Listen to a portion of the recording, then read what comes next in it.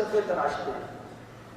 جو لوگ ہر سال حج کے لیے جاتے ہیں یا عمرے کے لیے بار بار جاتے ہیں، ان لوگوں کو ہم مشورہ یہ دیتے ہیں، بے دین لوگ یہ مشورہ دیتے ہیں، اللہ کے دین کے دشمن لوگ یہ مشورہ دیتے ہیں، اعتراض کر جائیں گے، واجی یہ جو ہر سال حج کے لیے جاتے ہیں اس سے بہتر یہ ہے کہ یہ غریبوں پر خرچ کریں.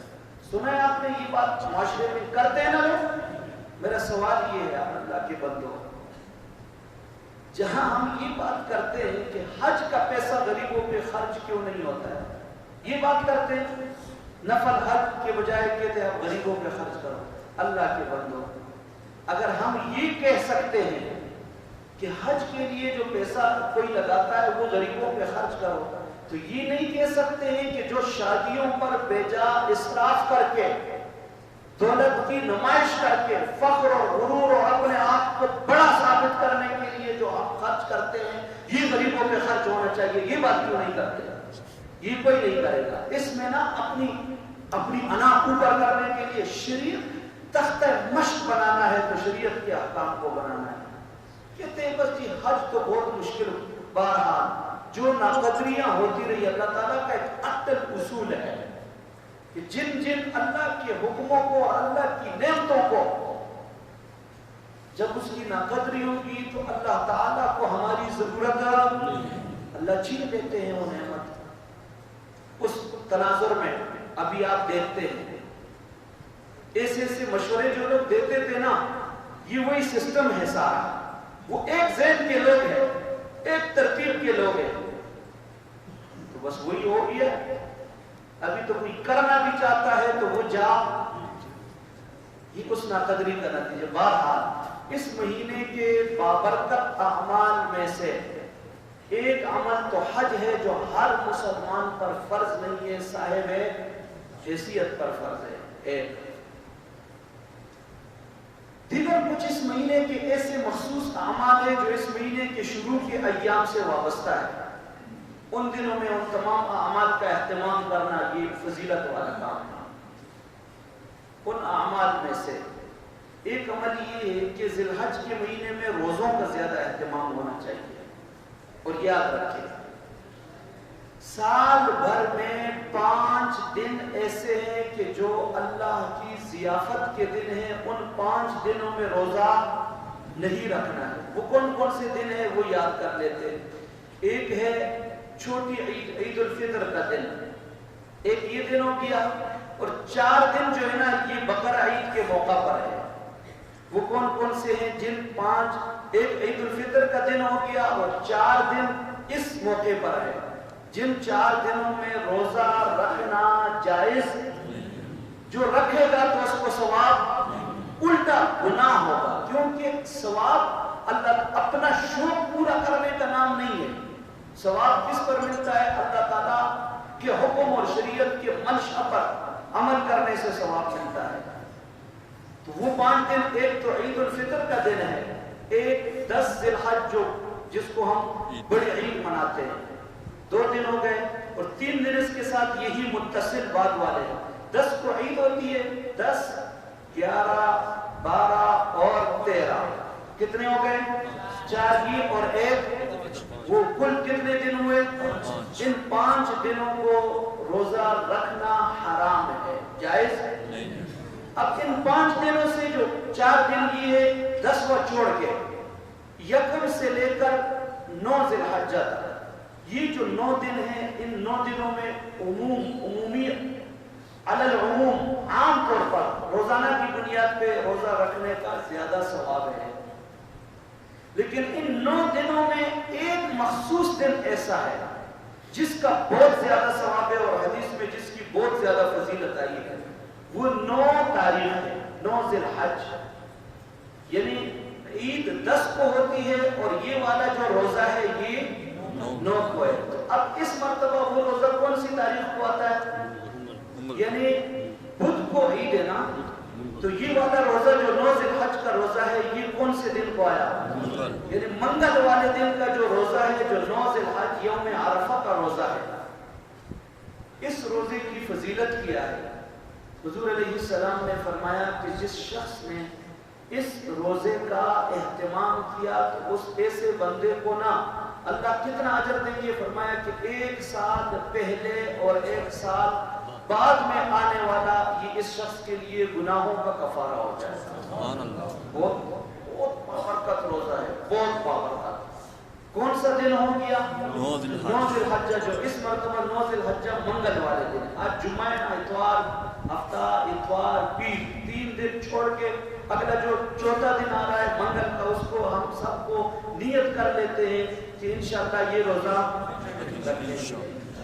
ایک عمل خصوصیت کے ساتھ اس مہینے کا جو حضور علیہ السلام نے بتایا ہے وہ حاجیوں سے مشابہت کے لیے, اور وہ مستحب عمل ہے.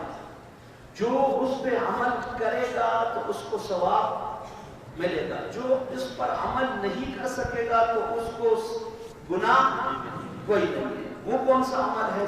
وہ یہ کہ جس شخص کا قربانی کرنے کا ارادہ ہو, چاہے وہ قربانی اس پر واجب ہے, یعنی صاحب حیثیت ہے, یا واجب نہیں ہے, کمزور ہے, لیکن پھر بھی اللہ کی محبت میں وہ نفلی قربانی کرنا چاہتا ہے, تو جو شخص قربانی ادا کرنا چاہتا ہے اس شخص کے لیے حکم یہ ہے, مستحب حکم, حاجیوں سے مشابہت کے لیے اس پر بڑا اس کو اجر ملتا ہے. وہ کیا ہے کہ 1 ذی الحجہ سے شروع ہو جائے اور قربانی کا اپنا جو جانور ہے جس میں اپنی قربانی ہے اس جانور کے ذبح ہونے تک یہ اپنے جسم کے کوئی بال ناخن نہ کٹوائے. لیکن یہ مستحب حکم ہے, یہ کوئی فرض اور واجب نہیں ہے. اور ایسے بندے کے لیے یہ حکم ہے جس بندے کے لیے مثلا یہ حکم ہے کہ یہ ناخن کٹوانے ہیں. آداب تو یہ کہ ہر ہفتے کو, ہر جمعے کو اس کا اہتمام ہو, ہفتے میں 1 بار. اسی طرح اور دیگر غیر ضروری بالوں کی صفائی ہے, انسان وہ کرتا ہے, مونچھیں ترش, یہ جو اعمال ہے یہ ہر جمعے کو ہونا چاہیے. نہیں تو اگر کسی کو ٹائم نہیں ملا, تاخیر ہوتی گئی یہاں تک کہ 40 دن ہو گئے, تو 40 دن تک تو گنجائش ہے کہ کسی مجبوری کی وجہ سے تاخیر ہو جائے. لیکن 40 دن کے بعد اگر کوئی ناخن کٹوانے میں, غیر ضروری بات ختم کرنے میں تاخیر کرے گا تو وہ گناہگار ہوگا. اب ادھر سے 40 دن پورے ہو رہے ہیں اور ادھر سے یہ حکم آ رہا ہے, تو ایسے بندے کے لیے کیا حکم ہے کہ اس کو پھر رکھنا نہیں چاہیے, بلکہ کیا کرنا چاہیے؟ ناخن نہیں کاٹے ہیں اور 40 دن سے اوپر ہو رہا ہے اور یہ کہتا ہے نہیں جی میں نے تو قربانی کرنی ہے, یہ جو مستحب عمل ہے اس کے لیے میں ایسا نہیں کرنا چاہیے. بلکہ اگر 40 دن پورے ہیں پھر تو یہ کاٹنا ضروری ہے, زیادہ بہتر ہے. بہرحال اس میں نا لوگوں کی دلچسپی زیادہ ہوتی ہے, بار بار پوچھتے بھی ہیں کہ جی بالوں کا کیا کرے, ناخنوں کا کیا کرے. کوئی سوال یہ ہے, داڑھی کی بات میں نے پہلے بھی کی ہے نا, داڑھی رکھنا واجب ہے, داڑھی رکھنا واجب ہے. اب اس اور یہ جو ان دنوں میں بال نہ کٹوانا یہ کیا ہے؟ مستحب ہے. اب اس واجب کے بارے میں کسی کی اتنی کوئی خاص دلچسپی نہیں ہوتی ہے. جس کی زیادہ اہمیت ہے اس حکم کے مقابلے میں اس کی زیادہ اہمیت ہے, اس کو نہیں دیکھتے ہیں, اس کا اہتمام نہیں کرتے. وہ تو روزانہ کاٹتے ہیں, اس پہ معاذ اللہ بلیڈ لگاتے ہیں, وہ تو روزانہ کرتے ہیں. لیکن اس موقع پہ نہ کہتے کہ جی میں چونکہ مستحب ہے, ابھی نہ میں نے 1 ذی الحجہ سے لے کر نا 10 تک قربانی جب تک ہوئی نہیں ہے تو بال نہیں منڈوانے ہیں. میں دعا کرتا ہوں کہ اللہ تعالیٰ آپ کو یہ جو 10 دنوں کی توفیق دیتا ہے تو یہ باقی زندگی بھی اللہ توفیق عطا فرمائے. آمین. ہمارا المیہ یہ ہے نا کہ مسلمان جو کام بہت زیادہ ضروری ہوتے ہیں وہ نہیں جانتے اور غیر ضروری کاموں میں ضرورت سے زیادہ دلچسپی لیتے ہیں. بہرحال یہ ایک حکم ہو گیا. دوسرا ایک حکم جو ان دنوں کے ساتھ خاص ہے وہ یہ ہے کہ تکبیرات تشریف, اور اس میں عام طور پر بہت سستی ہوتی ہے. تکبیرات تشریف ہر نماز کے بعد ہر مسلمان چاہے مرد ہو یا عورت ہو, عاقل بالغ, ہر ایک پر قربانی وہ جانور قربانی کا ذبح کرتا ہے یا نہیں کرتا ہے. ہر مسلمان پر، مرد عورت عاقل بالغ ہر ایک پر یہ واجب ہے کہ فرض نماز کے بعد وہ کیا کہے؟ ایک مرتبہ. کتنی مرتبہ؟ 3 مرتبہ نہیں ہے، صرف ایک مرتبہ. کیا کہے؟ اللہ اکبر اللہ اکبر لا الہ الا اللہ واللہ اکبر اللہ اکبر وللہ الحمد. کہ ایک مرتبہ اونچی آواز سے جہر کے ساتھ پڑھنا یہ کیا ہے؟ واجب ہے. آپ نے دیکھا ہوگا مسجد میں تو عموماً یاد آ جاتا ہے کہ امام بھول گیا تو ایک مقتدی کو یاد آ گیا، یہ والا مقتدی بھول گیا تو ساتھ والے مقتدی کو، تو چلو مسجد میں ماحول بن جاتا ہے، پڑھ لیتے ہیں. لیکن گھروں میں خواتین کو تو بالکل پتہ ہی نہیں ہے کہ یہ ہمارے لیے حکم ہے، ان کے لیے بھی ضروری ہے. اور جو انفرادی طور پر لوگ نماز پڑھتے ہیں ان کے لیے بھی ضروری ہے. ایک آدمی کی نماز جماعت رہنی تو نہیں چاہیے. ایک مسلمان کی شان یہ نہیں ہے کہ وہ اکیلے میں جا کر نماز پڑھے جماعت چھوڑ کے، یہ درست نہیں ہے. لیکن بعض مجبوری اگر جماعت رہ گئی اور اکیلے میں کوئی نماز پڑھتا ہے تو فرض نماز کے بعد اس تنہا نماز پڑھنے والے کے لیے بھی واجب ہے کہ وہ ایک مرتبہ اللہ اکبر تکبیر کا اہتمام کرے. اور ابھی نماز کے فوراً بعد نہیں پڑھا، بھول گیا تو تھوڑی دیر کے بعد یاد آیا تو جس وقت یاد آ جائے اسی وقت پڑھ لے. اپنی تسبیحات میں لگا ہوا ہے اور یاد نہیں رہا ہے کہ میں نے تکبیر پڑھ لی، اب تسبیحات ختم ہو گئی، دعا ختم ہو گئی اور پھر یاد آ گیا کہ جو تکبیر تو رہ گئی تو اسی وقت پڑھ لے. مرد عورت عاقل بالغ اس میں کوئی تمیز، نابالغ جو کہ احکامات کا مکلف نہیں ہے تو اس پر واجب نہیں ہے، لیکن پڑھنا چاہیے نابالغ کو بھی کہ عادت پڑ جائے. مستورات کے لیے کوئی ایسا انتظام ہونا چاہیے کہ گھر میں کوئی ایسی ترتیب ہو کہ کہیں پر لکھ کر لگا دے، کوئی ایسی ترتیب کرے تو تاکہ ان کو یاد رہے. یہ بات اس طریقے سے ہو جائے کہ یہ جو تکبیرات تشریف ہے ان کو بھول نہ جائے. اچھا یہ کب سے کب تک پڑھنے ہیں تکبیرات تشریف کا اہتمام کب سے کب تک ہے؟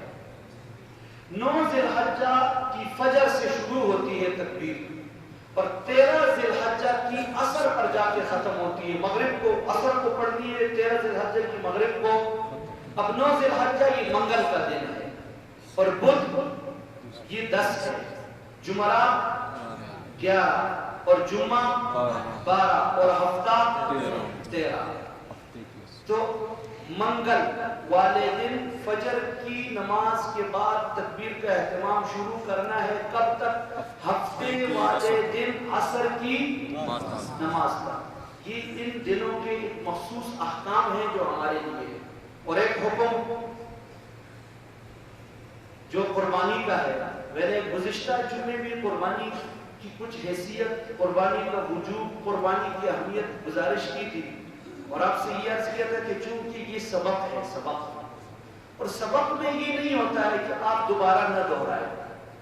آپ مجمع میں کوئی بیٹا ہے کہتے ہیں یار کہ ہم تو گئے تھے تو گزشتہ جمعے کو بھی وہ یہی لگے ہوئے تھے تو اس جمعے کو بھی پھر وہی دوبارہ. یہ سبق ہے اور سبق کو دوبارہ دہراتے ہیں.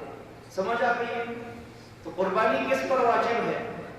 یہ دوبارہ اس جمعے کو اگر کسی نے نہیں سنا تو اس جمعے کو سن لیں گے. صاحب نصاب پر قربانی واجب ہے.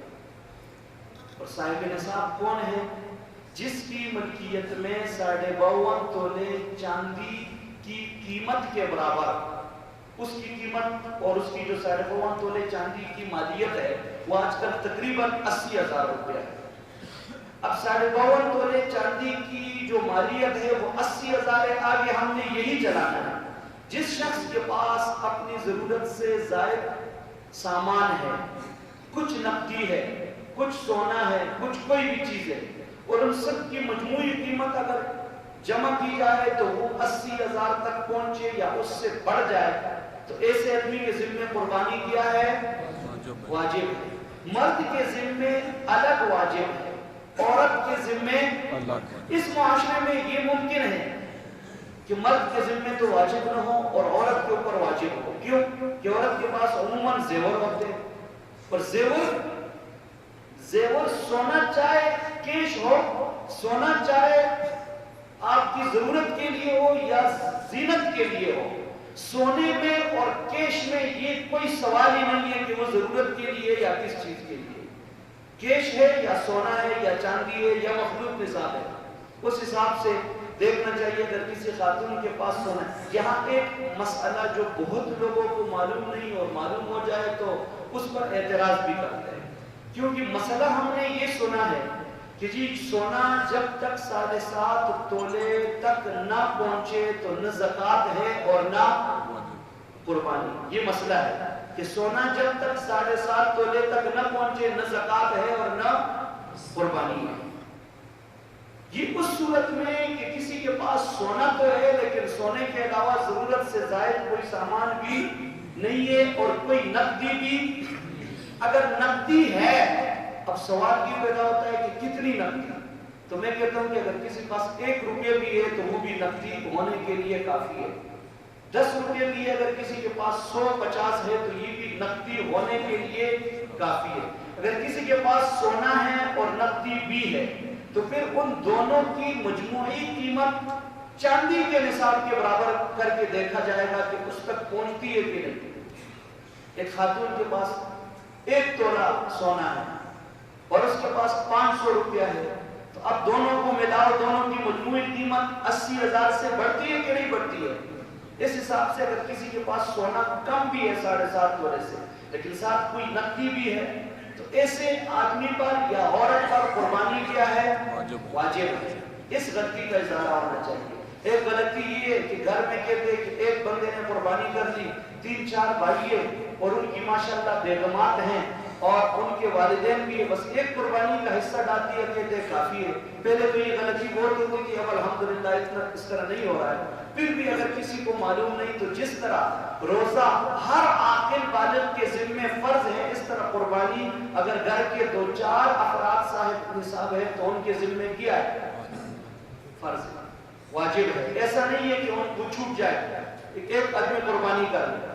بعض لوگ یہ سمجھتے ہیں کہ جس بندے نے زندگی میں 7 مرتبہ قربانی مکمل کر لی بس آئندہ اس کے ذمہ قربانی نہیں ہے، یہ بھی مسئلہ کیا ہے؟ غلط ہے۔ یہ اس پر بھی ہم ایک آدمی صاحب نصاب ہے، 7 نہیں 60 مرتبہ اس کی زندگی میں بڑی عید آئے اور وہ صاحب نصاب ہو تو قربانی کیا ہے؟ واجب ہے۔ بعض لوگ جو ہے نا ایک حصے میں زیادہ لوگوں کو شریک کرتے ہیں، 6 حصہ دار ہیں اور ایک کہتے ہیں چلو 2 والدین کی طرف سے ایک حصہ رکھتے ہیں، اس طرح درست نہیں ہے۔ ایک بڑے جانور میں 7 سے زیادہ شرکاء درست نہیں ہے، 7 تک درست ہے، 7 سے زیادہ درست۔ اب ٹائم کم ہے، وقت اوپر ہو رہا ہے، مسائل آپ کو ایک اور بات عرض کروں، جس کے ذمہ قربانی واجب ہے تو اس کے ذمہ قربانی کے مسائل سیکھنا بھی واجب ہے۔ اب بہت سارے مسائل ہیں، قربانی کس جانور کی لگتی ہے کس کی نہیں لگتی ہے، ابھی اس چھوٹی سی مجلس میں مختصر نشست میں وہ سارے مسائل بیان نہیں ہو سکتے۔ بہرحال اس مہینے کے اعمال میں خصوصیت کے ساتھ نمبر 1 تکبیرات تشریق کا اہتمام، نمبر 2 9 ذی الحجہ کے روزے کا اہتمام اور نمبر 3 قربانی کا اہتمام۔ یہ وہ اعمال ہے جو ابھی ہمارے لیے باقی ہیں، اور وہ جو مستحب عمل ہے کہ ناخن اور بال نہ کٹوانا کب سے کب تک، 1 ذی الحجہ سے لے کر قربانی کا جانور ذبح ہونے تک، یہ وہ اعمال ہے جن کا ہمیں اہتمام کرنا ہے۔ یہ آپ کے لیے کہ اعلان ہے کیے ہوئے لورا کی طرف سے کہ عید کے دنوں میں یہ جانوروں کی خرید و فروخت کے لیے منڈی مویشی نزد اسلام آباد کے شمکیری کا انعقاد کیا گیا جو ہمارے جنت مسجد کے بالکل سامنے۔